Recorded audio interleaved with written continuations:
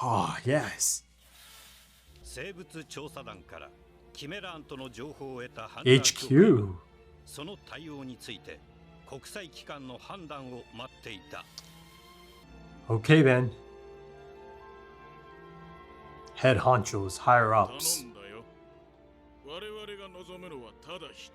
Exterminate the people that make things happen, eh?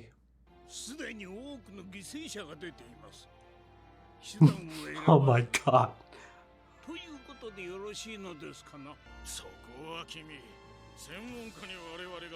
Oh, god damn, the score.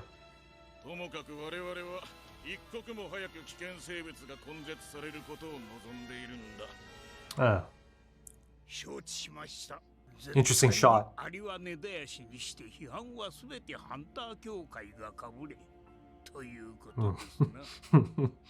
Yeah, that's how it usually is.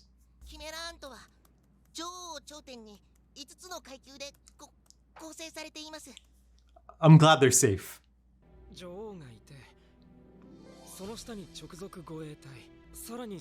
Squad leaders, yeah, that's the one.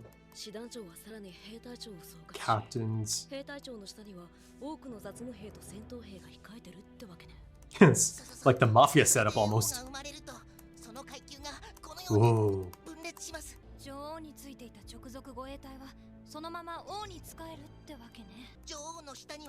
Yeah, let's see if that actually. Yeah.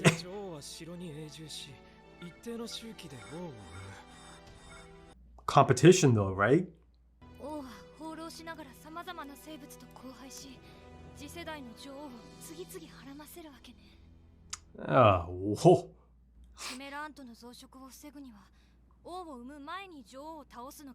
That's not going to happen.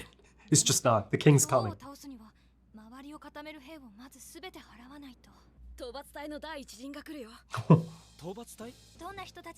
Oh boy, me too.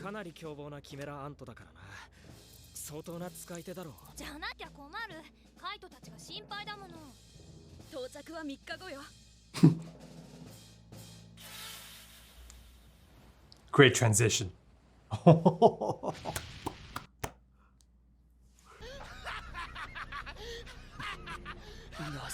Careful, careful, Colt. You have it too. Yeah. Smart cookie. Now they can just kind of keep passing it on if Ramot's open to that. And there's this phase as well then. Damn. Good for you, man.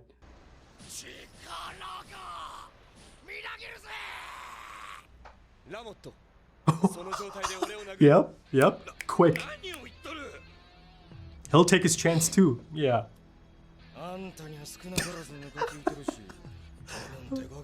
He's got a new swagger about him too, huh? Peggy, move aside.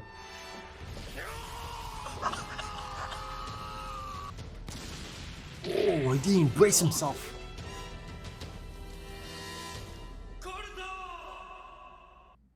He'll be out of commission for a bit.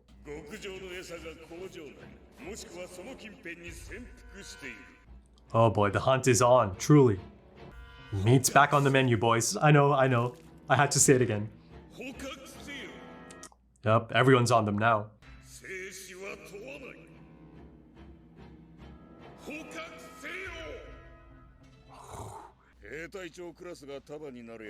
I'll slow him down. And you just come right in then, eh?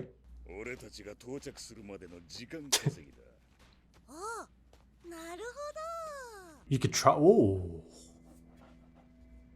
boy.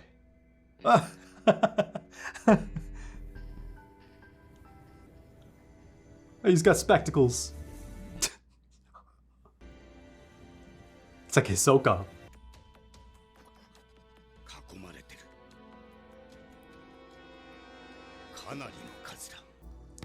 Oh boy.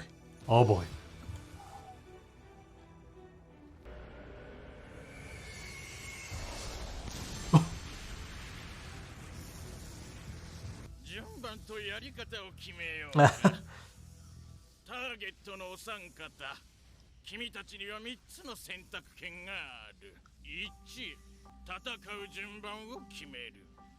2、逃亡を試みる。 Or just give up? 3、諦めて我々を捕まる。1を選べば我々の誰かと1対1での戦闘となり、我々の機嫌を損ねるし、その結果無残な姿で Hold your horses, you might be biting off a bit more than you can chew. さてどうする？ Battletoad. 願ってもない話だぞ。兵隊長との対マンだ。覚悟が決まった方からやってみろ。俺が行く。いや、俺だ。Rock, paper, scissors, go! 最初はグー、じゃんけんパ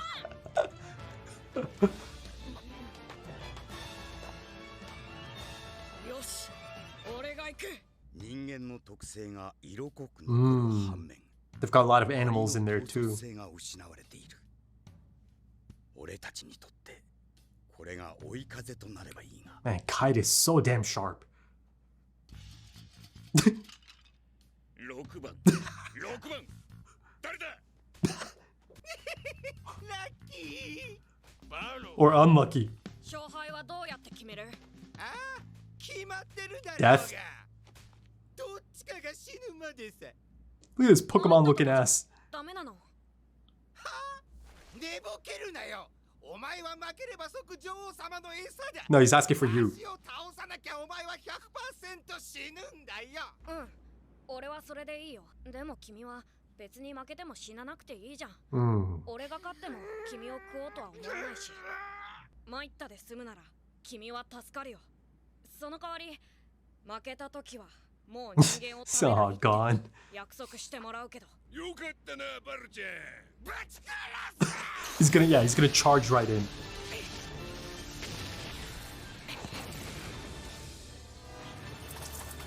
Oh. 軌道を変えた。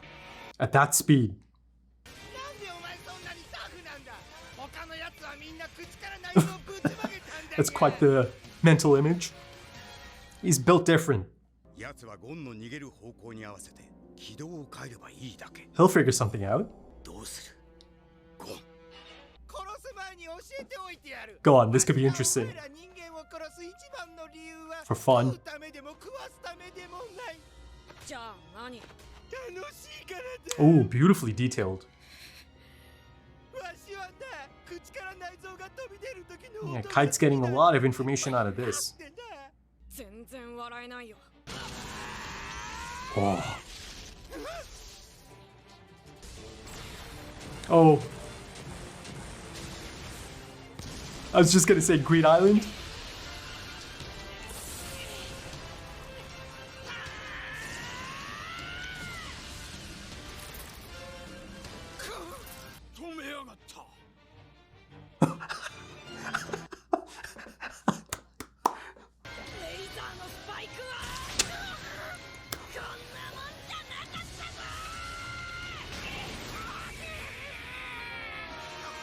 Whoa.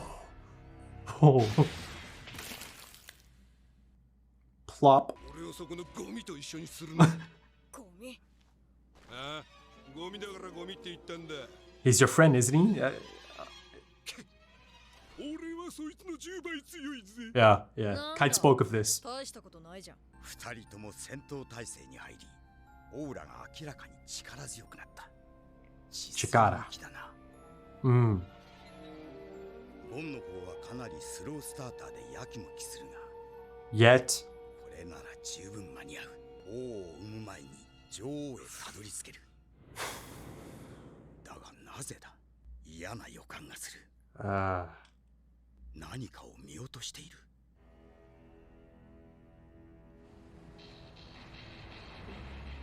そんな薄く粘っこい不安。Yeah. 見ろよ、ペギー。 Wow. ザザンが何日か前にレア物を And this is how Poco might come in now. 運が良ければまだ。He's still alive? 貯蔵庫にいるはずだ。 Oh, my dude, Pokel.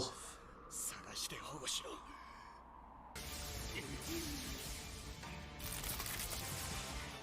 And the finishing touches. Oh, I thought he's gonna rip out the heart or like bring it out. Classic throwback. こいつより10倍強いやつはいないの？嬉しい誤算だ。兵隊長クラスを苦にしない。やはり杞憂か。 No, no, no. You're right. 俺の不安は。 もういい、わしがやる。 Ooh. Oh.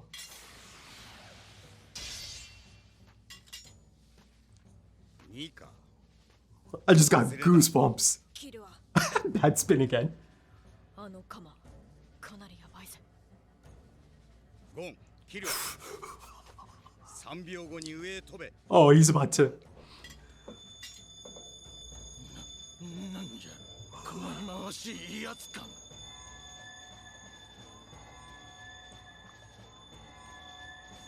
Oh my god. わしは前にもこの感覚に襲われたことがある。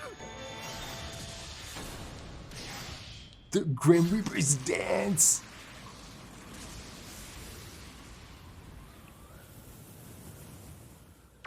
My god. 思い出したぞ。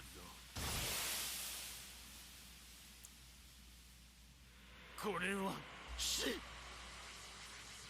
絶対的強者による搾取。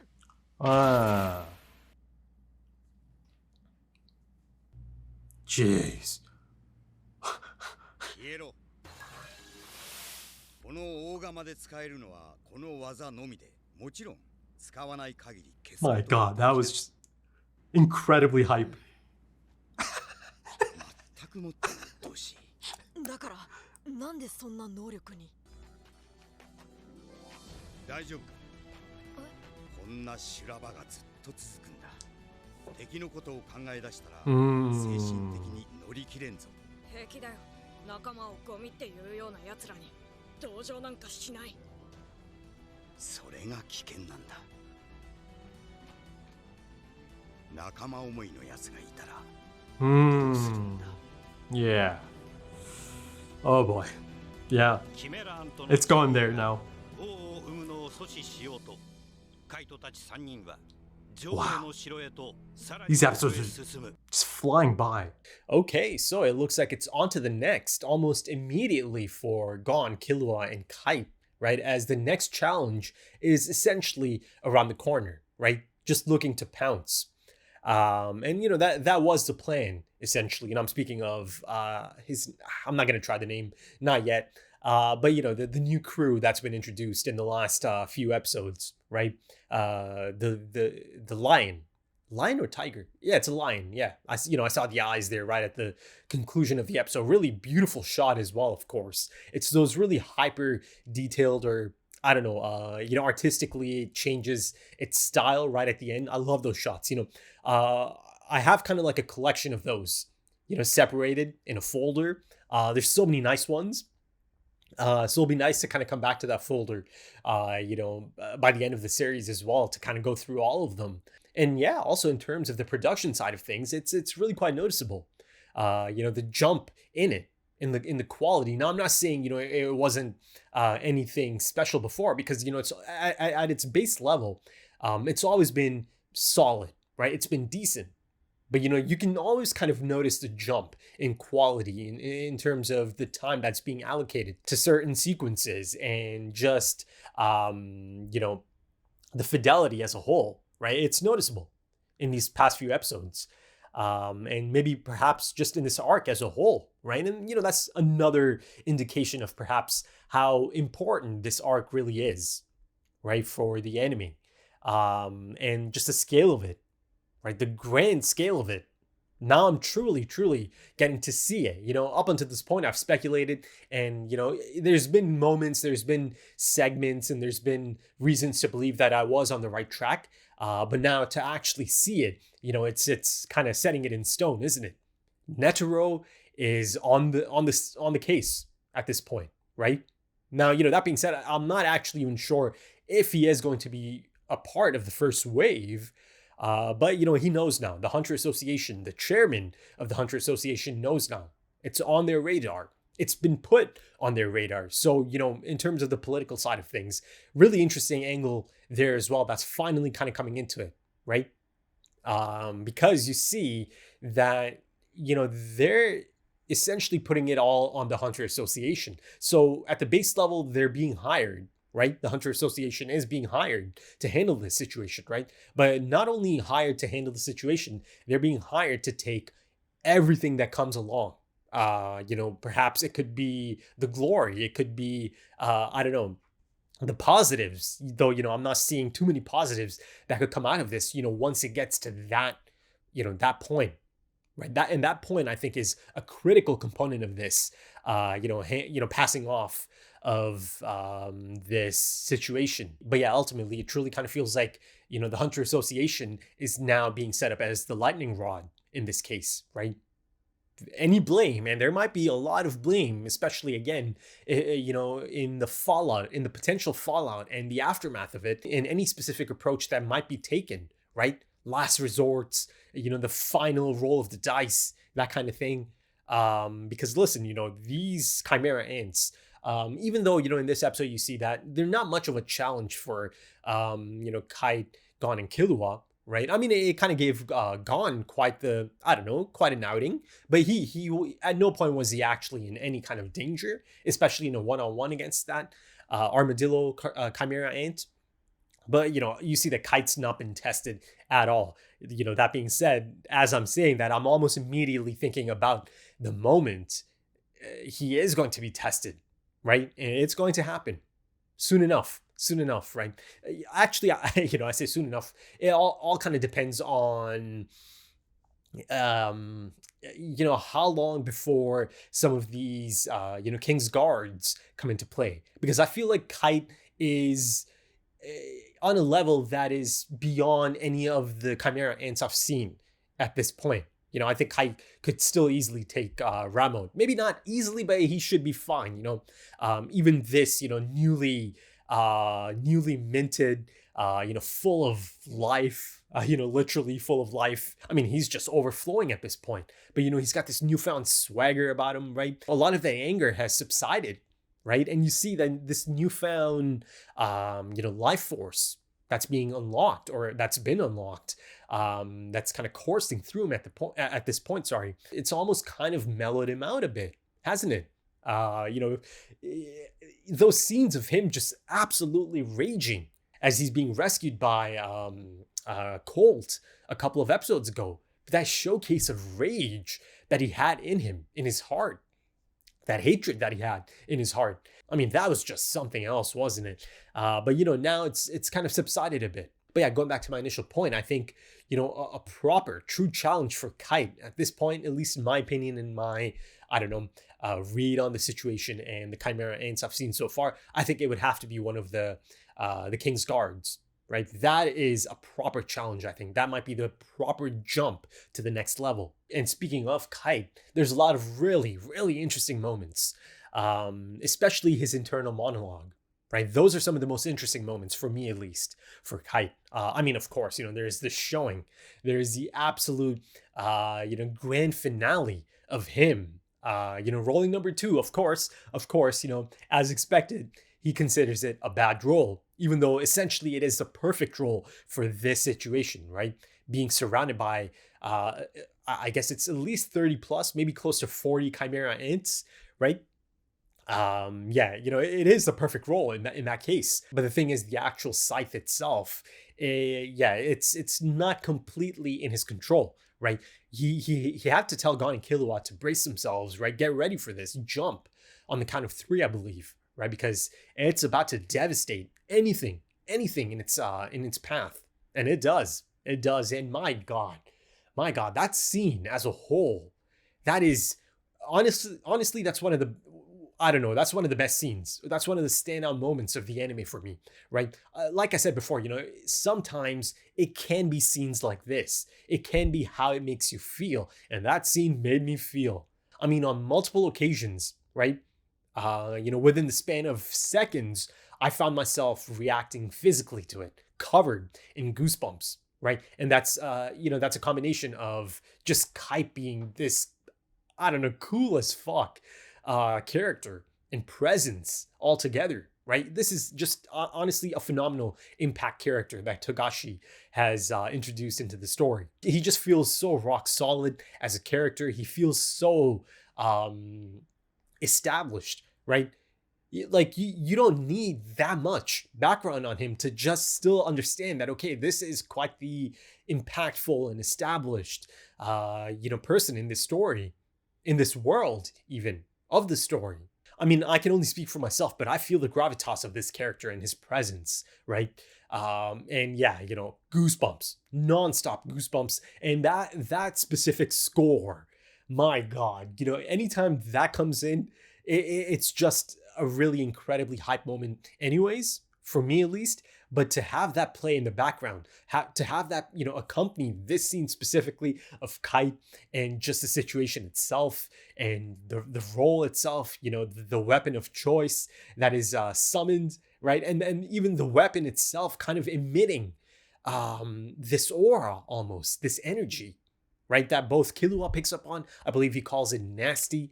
And then, of course, the Battletoad, right? He also picks up on it. It's almost kind of like, the song of the scythe, right? It's almost even presented in that manner, isn't it? You kind of, in the sound mixing, right? Oh my God, I just cannot say enough about that scene. It just had me locked in. Honestly, right now, as I'm speaking of it, I'm getting goosebumps, like the back of my neck. The hair kind of feels like it's standing up. I mean, that scene is just spectacular, isn't it? And the imagery that's on display as well. Beautiful art direction, beautiful animation. There's a few frames in there that are like all timers for the anime. They truly are. And the fact that the strike itself is actually called the Grim Reaper's Dance, right? Silent Waltz, the Grim Reaper's Dance. It is just so fitting.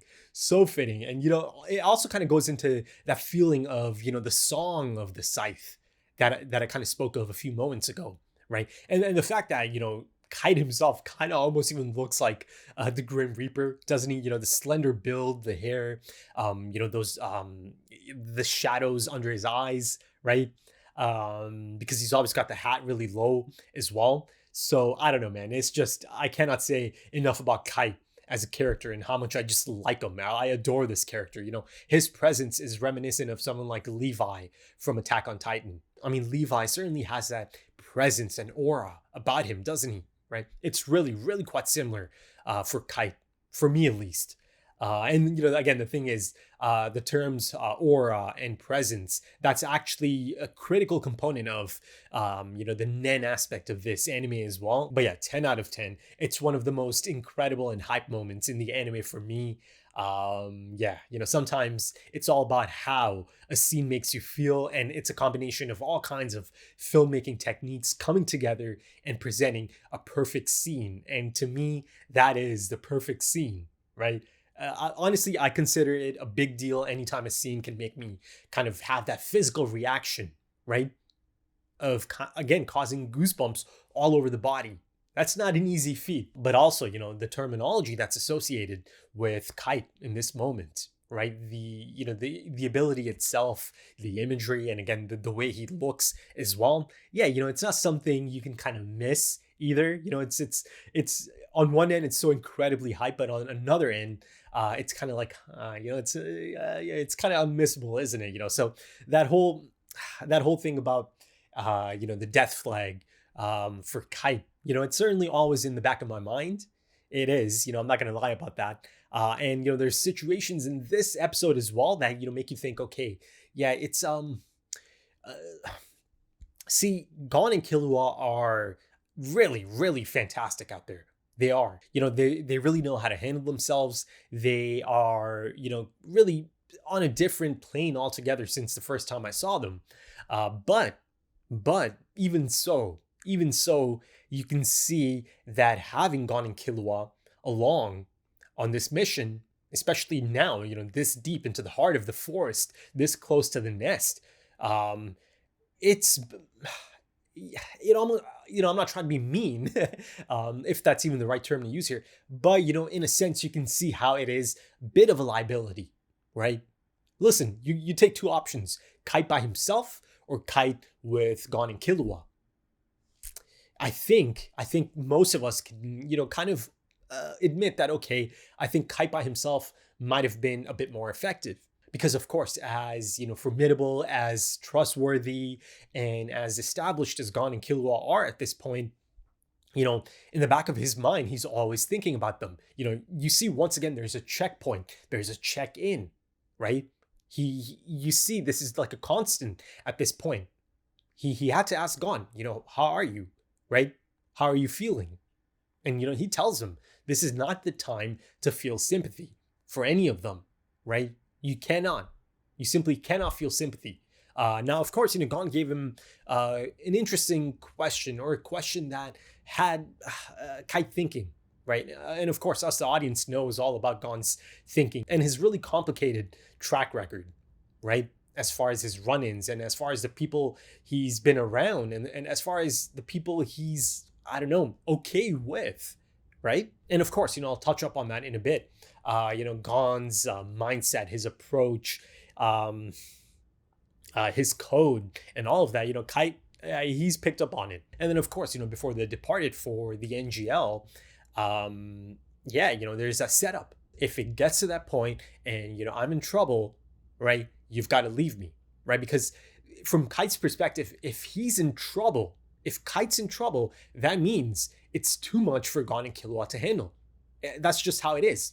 That's the truth of the matter, right? Because if someone is established and formidable as Kite is in trouble, that is true trouble, right? Big trouble. So for that reason, of course, he's already trying to establish that, okay, if I'm in trouble, you've got to go. You've got to get out of there, right? But then, of course, a few moments later in that episode, again on that airship, Gon confirms to Killua that he has no intentions of leaving Kite behind in any situation, if that kind of situation does play out. So yeah, the setup is there for something really quite devastating or shocking to take place at some point, right? And yeah, I think I even spoke of this, right? This is episodes ago at this point that, Kite is going to feel a responsibility for them, right? And this kind of almost links to that point about them potentially being a bit of a liability, perhaps from a certain perspective, in a certain situation. So yeah, that is going to come into play, I believe, at some point, right? And that point might be arriving soon enough, because like I said, they're going deeper and deeper into the heart of this forest, closer and closer to the nest, right? And as they get closer, something that is really one of the standouts of this episode, especially in the manner it's presented visually, is Kite's anxiety. Ooh, my God, that's another scene that gave me chills. Again, someone as established as Kite feeling that's ominous. That's as ominous as it gets. It's almost as if his body's instincts, everything about him, everything he's kind of learned and incorporated into, his abilities, or just his presence altogether, his understanding of his surroundings, it's almost as if his body's screaming out to him, maybe don't go further, maybe turn back. Oh my God, I've got to say, man, the thing that is so effective about this arc already is how effectively it puts us, the audience, in these moments. As he's experiencing that, I'm sitting there, like I said, kind of getting chills. I'm kind of feeling the same thing, that moment of dread, or that feeling of dread. I said it in the last episode, or maybe 2 episodes ago, I kind of felt like Cooper from Interstellar, right? Don't let me go. Don't let me go. My God. I mean, yeah, I've got just so much praise for the atmosphere that they are able to create in this arc, right? Especially over the span of these past few episodes as well. My God, it feels like I'm in the thick of it right there, right? And this feeling of dread just kind of builds and it builds the closer they get to more Chimera ants, the closer they get to the nest, the closer they get to the arrival of the King's Guards. Now, all of that being said, there could be some backup arriving soon enough, right? But the key question is, is that backup going to be even close to, Kite, Gon, and Killua? Are they even going to get close enough to them? I don't know, man. They said 3 days. A lot can happen in 3 days. A lot can happen in just one night. A lot can happen in 48 hours, right? That's a long time in this really specific situation. So yeah, realistically speaking, I don't think, the force, the first wave specifically is going to be running into or catching up with Gon, Kite, and Killua, right? It's kind of similar to Poco, Ponzu, and the two other men, because Gon, Kite, and Killua are inside, right? But not close enough. Not close enough to, kind of get to them and help them, or get to them before they kind of get ambushed. So yeah, I have to be really quite realistic about any potential team up, right? Gon, Kite, and Killua, and the force that is supposed to arrive in 3 days' time. And that could or could not include Netero himself. I'm not sure, right? But I'm really quite excited. And it is the first wave, right? They've specified that. And it's a good move. It's a good move, right? Of course, you don't want to send everything on the first go. But, that being said, even the first wave is probably going to be quite formidable, right? Really up to the task. So yeah, that's actually something really quite exciting as well, right? Because I'm not sure if it is going to be some of these examiners. The examiners, Bisky, I've seen the things Bisky can do. And she has been a former examiner as well, right? But you certainly don't expect people like Satotes and some of the other ones I saw in the initial arc to be sent in, right? It's just not their level, I believe. And, beyond it actually being a little bit above their level, I think the people that need to be sent in need to be the types that are kind of used to this type of situation. People that do have experience with, these types of expeditions into the unknown, assessing a situation, a developing situation, and then, of course, handling it to the best of their ability, right? Or reporting back, even, if it's not something they can handle. But yeah, from that perspective, the force that's about to come in a few days' time, I'm expecting at least one new character that is just really quite exciting, really quite intriguing. Hell, it's possible I could get many new characters showing up, right? So that's exciting. That's exciting. It's kind of like all over the place. There's excitement, there's dread, there's concern, there's just all kinds of things at play here. Now, you even have Ramo, who's kind of successfully perhaps unlocked another person's Nen, and that person being Colt. And Colt is essentially the type of person they really kind of need to come across. And the thing is that feels kind of unrealistic as well, or not unrealistic. That feels unlikely at this point, right? It's a really specific and unique situation because you see them, all of them essentially, but specifically Gon has come across really, really nasty Chimera ants up until this point, and they've actually shaped his mentality, his outlook on them quite a bit, right? So much so that it's allowed him to actually kill that Chimera ant. And the thing is, I'm kind of thinking about it, is that actually his first kill, right? Because in the last episode, he had every single intention to kill that Chimera ant, the one that had all kinds of arms and everything. He just didn't know you had to decapitate them, right?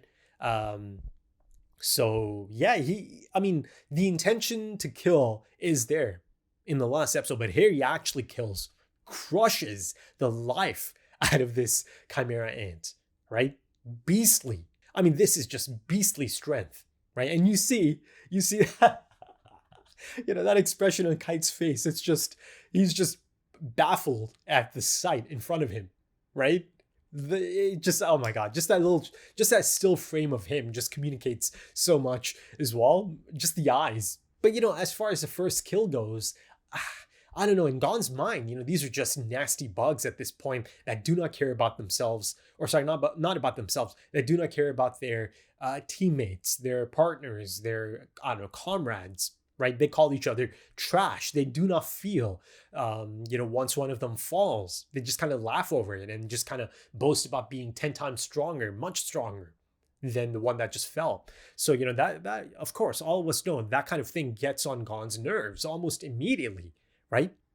And, this kid, like I said, he's got a complicated track record, right? But, as complicated as it can be, it's actually also quite simplistic, really clear cut as well, right? And that right there, that display from the alligator or the Croc Chimera ant, that right there really kind of finalized or established firmly Gon's thoughts on them, on these Chimera ants. But again, there's another side to that coin, and Kite picks up on that, picks up on the slippery slope aspect of it, right? Okay, he's not looking at it from my perspective. Yes, they're kind of on the same page by the end of it once he does the check-in, right? And Gon firmly tells him, I've got no sympathy for them. I do not care about, these bugs that, don't care about each other, right? Something along those lines. You'll have to forgive me. I'm kind of forgetting the really specific line of dialogue there, but it's really quite distinct. And in Kite's mind, it's a concern because it's something all of us have known for a long time, right? And that's the reason I keep saying he's got a complicated track record. At this point, it's been firmly established that Kite does not like to kill. He does not enjoy killing. But if he deems it necessary, if the situation deems it necessary, he's able to do it, right? He might not enjoy it, but he does it nonetheless, right? And in this case, he certainly deems it necessary. And he's not hung up on any potential of, okay, what if they do show bonds or they do showcase bonds, right? It's not going to matter to Kite. He knows this is the mission. This is the task at hand. That's not something that is going to slow him down, right? He's mature enough to know that he cannot allow that to slow him down. But now he knows that even though Gon is on the same page at the moment, it's really quite conditional. And it's all kind of based on his situational assessment, right? Based on his code. So that can change dramatically based on the type of Chimera ants he might come across. But that was a point I was making. Up until this point, all of this has been shaped by the really specific types of Chimera ants he's come across, right? Yunju and his crew, right? Nasty ants, super nasty ants. Then these ants, really dismissive of the fallen comrades. And again, that is not something Gon is a fan of. And yeah, even the ones they're being hunted by right now, again, nasty ants, right? And the armadillo ant, he's going on about how, it's not for the queen, it's not for nutrition, right? It eliminates that almost immediately. And it almost, even for us, the audience, kind of establishes that this is a thing that's kind of almost the majority of them at this point, that they like to kill for fun, for sport, for entertainment, right? That's most of them at this point. And, that kind of goes back to that point about Ramon, telling Colt that, okay, you're kind of in the dark, my guy. That was the gist of it. But then speaking of Colt, and, in addition to Colt, Chimera ants such as Peggy, these are the types of ants that for sure Gon could have a bit of an issue with in terms of, potentially attacking or, striking down or killing, right? Definitely. These are definitely the types of ants that are going to give him pause. Again, that, I'm not sure if that's ever going to come into play, him actually coming across these types of ants, right? Because, for the most part, Peggy does not leave. I mean, I think, Peggy doesn't leave at all, actually. And Colt leaves, but, right now, Colt's kind of in the middle of something else, right? Colt's own Nen is about to be unlocked. Of course, he was able to handle Ramo's strike, and that is some strike. Even the sound effects that are being used there, it's kind of like a pistol going off, isn't it? Right? Like a rifle going off. He rifles right in his face, gives him a good one. And, of course, he took the chance. You see his face just lights up. He's getting an open shot, open punch, open strike at Colt, right? But again, Ramos should remember the only reason he's here right now is because of Colt in the first place. But clearly he doesn't, remember all that much about that situation. Though he's had a few rough days. Not that, I'm excusing his forgetful nature in this case. I don't think he would have cared anyways that, Colt actually saved him. But yeah, he's had a few rough days, so I doubt he remembers anything really, truly over the past few days. And, Colt's about to have a few rough days as well. But, this is it. As expected, someone like Colt, I thought it'd be maybe more of like a, joint effort. Maybe Colt might, describe the situation to Peggy, that the last thing that happened to Ramo, he got struck, and he got struck hard by these humans. So, I thought maybe, if they came together, they'll figure it out. But no, Colt almost immediately just clocks it. He understands, okay, the catalyst is those humans. right? And it's kind of almost kind of like a chain reaction. And he figured that out as well. And I think I kind of even speculated about this, right? They could kind of create this chain reaction now. And again, Colt is clever enough to know, right? Quick enough to know that, okay, they do have one of these special rare humans in, in the nest, in the storeroom, apparently, right? So the next thing is I might get to see Pokel again in a different state. And I know it's going to be rough. It's going to be rough, but I think the line of dialogue there is secure him, right? So that could mean a bunch of things, right? Secure him to make sure that maybe it's reserved for the queen. Secure him so you can talk to him a bit, try to get information out of him. Like I said, good luck getting any information out of him. You're going to have to force it out of him if that's the case. I'm not sure if Colt's open to something like that, so let's see. But it promises to be fascinating, to say the least. Any potential appearance for Pokel in the next episode or so. But that chain reaction I speculated about, I feel like it's about to take off, right? The first link has been formed, and it's Ramo to Colt. And then, of course, it's a really scary prospect of something Peggy brought up as well, right? That they should really kind of look into this, research it, and see how they can kind of sync it with their own natural Chimera ant abilities, right? Scary prospect, man. I mean, this is demon time at this point. It really is. And then, of course, you've got the imminent arrival of the king's guards as well. And then the king himself. My God, that's just scary.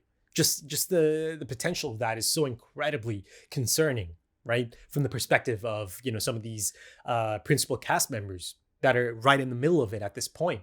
But going back to my point about Gon's first potential kill, it's an interesting one, isn't it? Because I don't feel like it's a clear cut, human kill, even though, there's quite the human buildup in these Chimera ants at this point. I mean, hell, there's that stunning moment of the Battletoad Chimera ant remembering his death from a past life.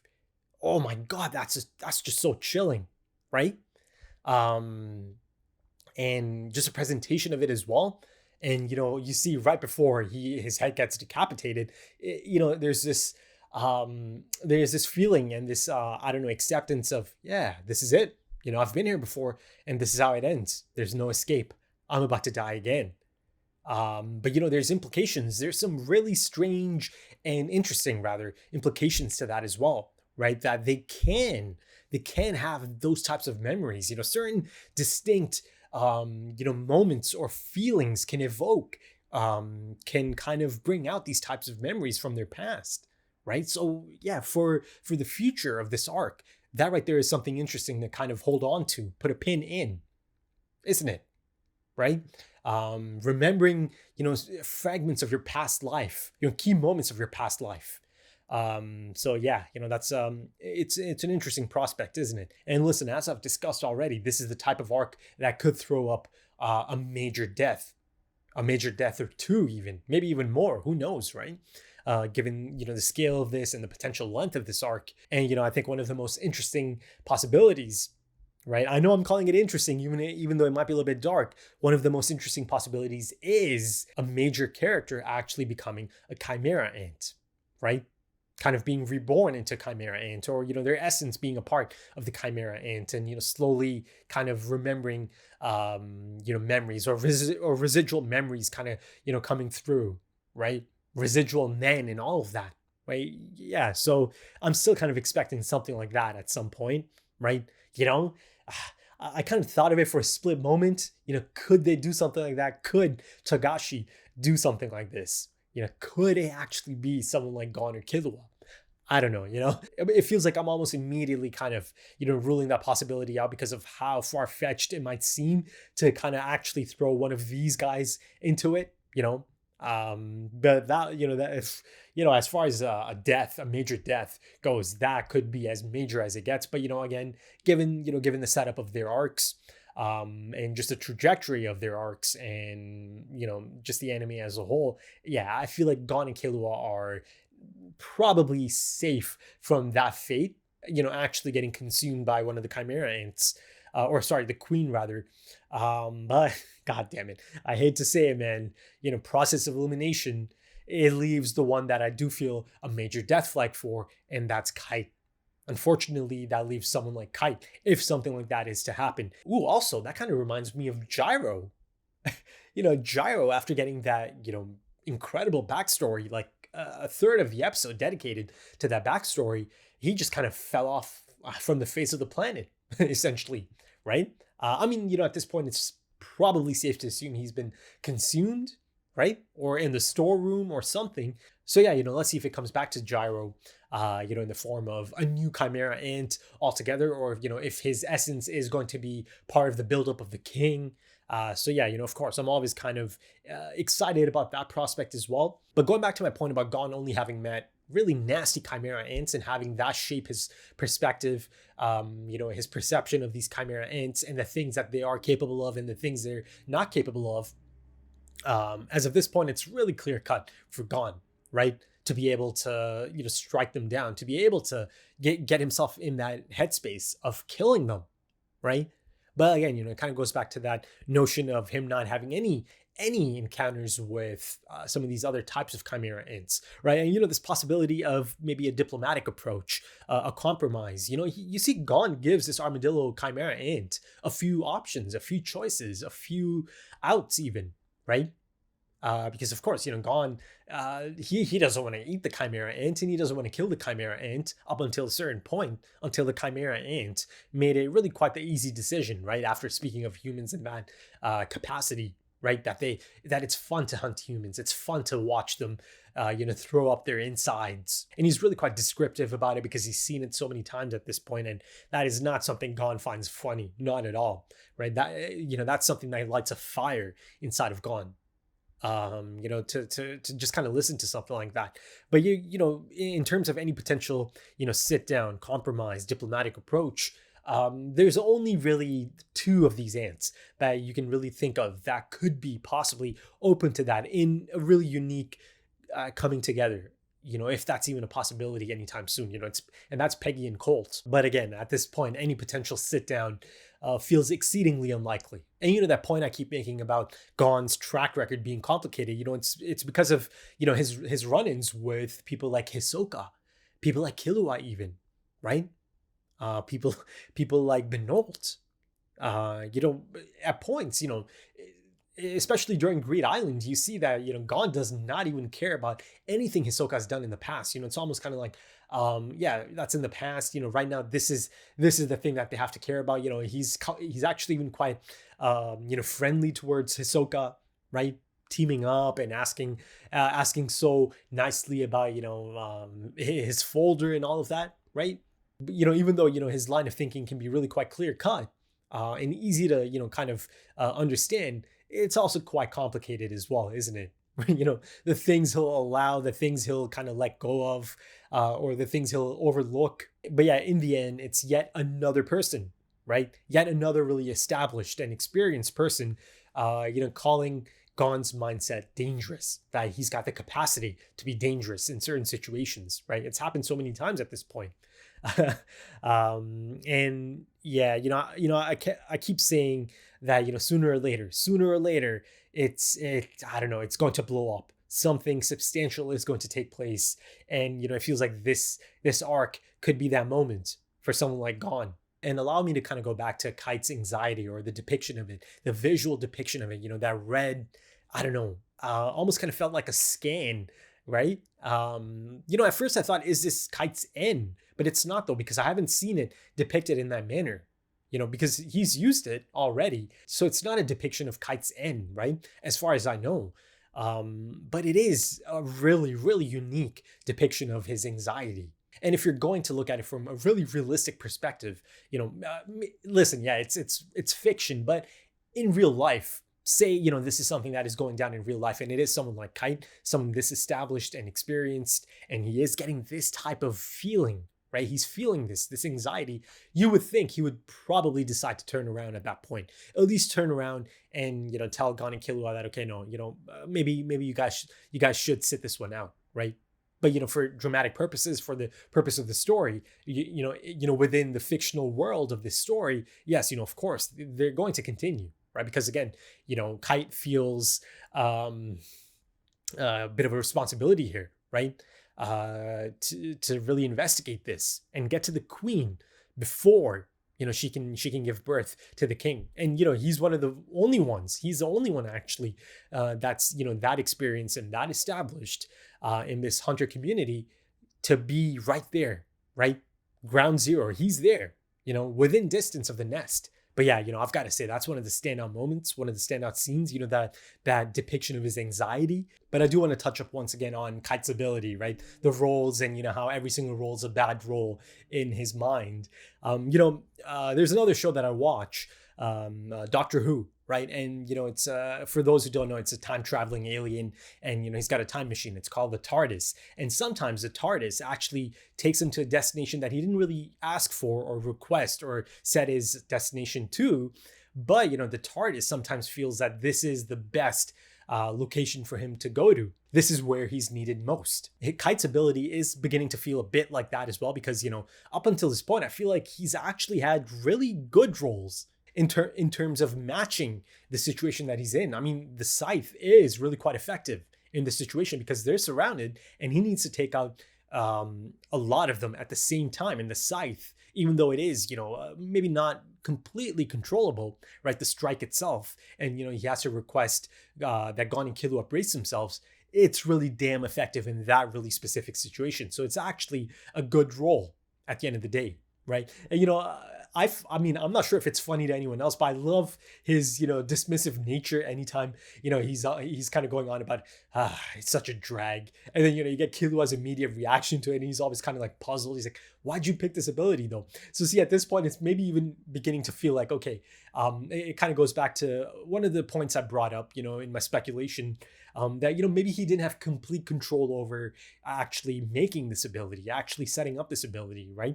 Maybe it's an outside idea, right? Maybe it's ideas from outside rather. And, in that sense, given the fact that, Jing is his master, I'm sure Jing had a hand in this in some capacity, right? Setting this up for him or helping him set this up, but also at the base level, you simply just have to remember that the man does not like to kill. So, there's also this element of every single role being a bad role because, ultimately he's about to cause devastation and, kill. But again, if it's deemed necessary, he's able to do it. But let's shift the focus back to the beginning of the episode and the Hunter Association and, the leaders at that round table and, even the imagery itself, right? An overhead shot of that and then the overhead shot of, that chart, the spiral, right? The ripple effect, a pebble in the ocean, but, the ripples it causes are long lasting. The chart of the Chimera ants and all of that. That one specific point about kings kind of going off and reproducing with different organisms, that, that right there kind of does explain a bit, just how exactly this queen is so humanoid already, right? Before actually consuming humans and then having those Chimera ants, right? Giving birth to these Chimera ants that are really quite individual now, really quite unique in their dispositions. So yeah, that gives me a little bit for sure, right? Because that is one of the questions I had. How exactly was this queen already, kind of humanoid in a lot of its features, right? So I think I got my answer for that. And see, here's the thing. All of this research, I believe, is based on just those small Chimera ants, right?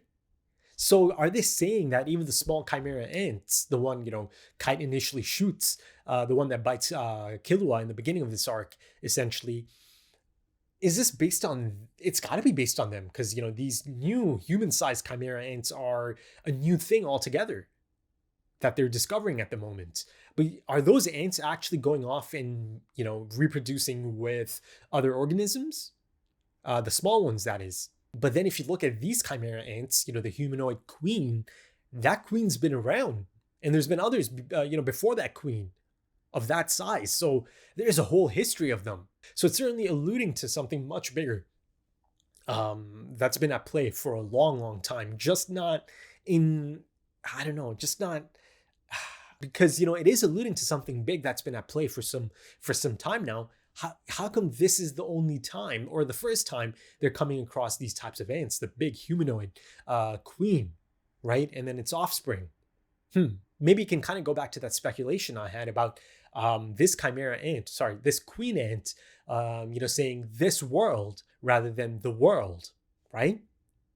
Maybe there's something else altogether. Maybe this queen ant comes from a different place altogether. Almost kind of leaning into the sci-fi aspect of it. That they could be from outer space. I know this is really kind of taking a swing here, but there is a possibility of that. And the crazy thing is, it kind of reminds me of that episode. It's like an episode really early on in the Saiyan saga, in Dragon Ball Z, right? And it's just that, I don't know, planet of ants, right? It's actually kind of a really good episode. It's one of those episodes I never forget about. It's like this love story, I think it was. And, by the end of it, both Vegeta and Nappa show up and they just decimate the whole planet anyways, right? I'm sure many of you know the episode I'm speaking of. So it kind of reminds me of those creatures as well, these Chimera ants, or at least this Chimera ant queen. But yeah, going back to Netero's exciting reappearance, you see the verbiage that's being used here is really quite specific, right? Netero is just like this old head, experienced old timer that's been around, that knows how things are. He knows, the approach that these higher ups are taking, these leaders that are at this round table, right? The ones that make things happen, the ones that make the big calls, the ones that put it off onto the Hunter Association, right? Hire them, but also make sure that, by hiring them, you're putting all of it on them. And that includes any potential blame, any potential, fallout. And, the orders are really quite clear. You've got to exterminate them, eradicate them, right? And then of course you've got Netero saying things like any means necessary. He's kind of putting it out there. Is that okay? And then of course the guy who's on the phone, he's like, yeah, I'm not gonna tell you how to do your job. Just make sure you exterminate them and all of that. Now again, that kind of alludes to the potential final solution. If it gets to that point. I mean, not if, once it gets to that point, right? And it's also kind of even potentially giving us a bit of a roadmap in terms of, their encounters with these Chimera ants, especially, once the king is out and about. And of course, that includes the king's guards and all of that, right? If you look at it from that perspective, the final phase of this, the final moments of this, and the final, actions that might be taken, right? Any means necessary. If it gets to the point of a final solution, right? Last resort, that kind of thing, any fallout, any blame from that, it's going to fall on the Hunter Association. So yeah, the political side of things is certainly at play here. The political game is at play here. And also, you have to think about the area they are going into. Yes, it's a bit of a front. It's been quite clear to us, the audience, and people like Kite and his party as well, that for the most part it's a front. Even though there's still a bunch of them that do kind of join up or do kind of enter the place as something authentic, for that reason. But again, it's just the select few higher ups that truly know about the things that go on behind the scenes in the NGL, right? But from the outside looking in, from the outside perspective, it is for the most part, for most people, it is this situation of, okay, the Hunter Association is going in there into the NGL and disrupting the flow of nature, right? Their flow of nature, their flow of life, right? Because everyone knows about the NGL and how they function and the things they believe in and all of that, right? So long story short, these leaders that are present, they do not want any attachment to this, right? They kind of want it to be off the books, handed off to the Hunter Association. They do not want to be a part of or handle any of these undesirable repercussions, right? So yeah, of course, Netero completely understands all of this. And I've got to say, I really like the approach to the scene itself, a visual approach. Of course, you've got the symbolism of the ladybug throughout those first few moments, right? Be it the higher ups and his swatting of the bug, be it, Netero and his, he's indifferent. And then, of course, you've got Kite's crew that's still kind of doing their research and understanding the nature of the Chimera ants and their reproduction cycle and all of that, right? It makes an appearance there as well. So, ladybugs, I believe, are meant to be a symbol of individuality and uniqueness, right? Embracing all of that. So yeah, and you know, I've got to say, this arc has been really quite impressive in terms of the transitional hinges that it's incorporating, right? And just the transitions in general. You know, one of the really effective ones in this episode is, again, you know, Kite having that moment of anxiety, or him having that feeling of not being able to shake that feeling of anxiety. And again, it transitions to Ramo, right? And it's that shot, it's that light kind of emitting from the middle of the frame. It's almost kind of like a tunnel. I'm not sure if it is a tunnel, but it looked like a tunnel. Yeah, you know, it transitions to that. So, you know, of course, that angle of the Chimera ants now having Nen unlocked is another, you know, anxiety inducing component of this. But there's also much larger things at play here, imminent things that might be causing this anxiety, right? You know, the pragmatic Kite is certainly really in touch with his instincts. He is. But yeah, I think that should do it for this one, folks. If you enjoyed that, consider dropping a like, consider dropping some comments, give me your thoughts. If you are interested in early access or timer-based full length or full opacity, consider checking out the Patreon page and potentially supporting the channel in the process as well. The links are in the description and the pinned comments, also links to social media if that's your thing. Right then, thank you so much for joining me, folks, and thank you for your time, because time is precious. It really is. And I do hope to see you again soon for the next one. Until then, take it easy.